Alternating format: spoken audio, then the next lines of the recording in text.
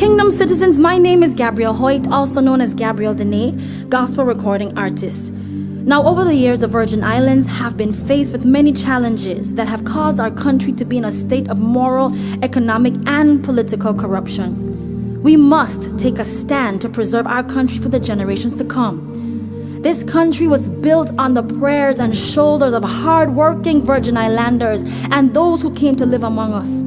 Today, we are at a crossroads, and our country's very existence is at stake.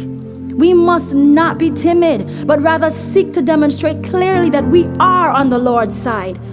As children of God, we must take a stand against the further decay of the moral fabric of this, our country.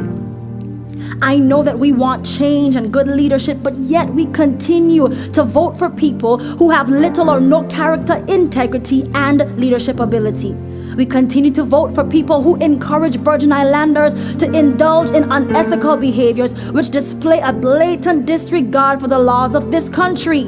We continue to vote for persons who have no interest in our development, but rather in their own personal gain and the rapid demise of our most valuable asset, our people.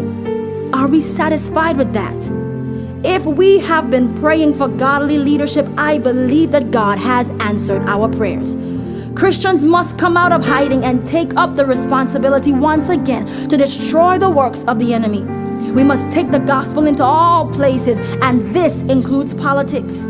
The Bible clearly states in Proverbs 29 and verse 2 that when the righteous are in authority, the people rejoice, but when the wicked bear rule, the people mourn. I believe that our country is in a state of mourning. We are mourning for our children whose destiny and purpose have been kidnapped because of addiction to drugs. We are mourning for our children who are being taught in environments not conducive for learning. We are mourning for our economy that needs to be revived from the valley of the shadow of death.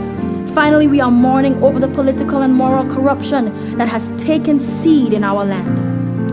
The Bible clearly establishes in Titus chapter 1 verses 5 to 9 the qualifications we should look for when appointing elders or leaders. They must be sober, not addicted to strong drink, accountable, and a lover of one spouse. Just take a look at the scriptures. The nations that were God ruled prospered greatly, and the people were happy. Our country was once God ruled by noble local preachers and pastors like the late Honorable H. Lavity Stout, Honorable Terrence B. Lettsome, Honorable Ivan Dawson, Honorable Leslie Malone, and Honorable Willard Wheatley.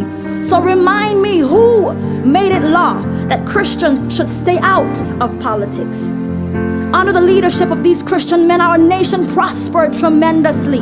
I boldly state that we prospered because we had God-filled leaders who were able to obtain a blueprint for this land through divine connections and spiritual insight from the Almighty God.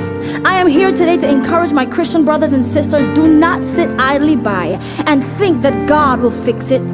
You are waiting on God, but God is waiting on you. Instead of waiting, arise and exercise your God-given power and authority over these principalities destroying our land. On February 25th, 2019, hit the polls and vote for men and women whose fruits are of God. Vote for men and women who will be honest with the taxpayer's purse. Vote for men and women whom God can trust.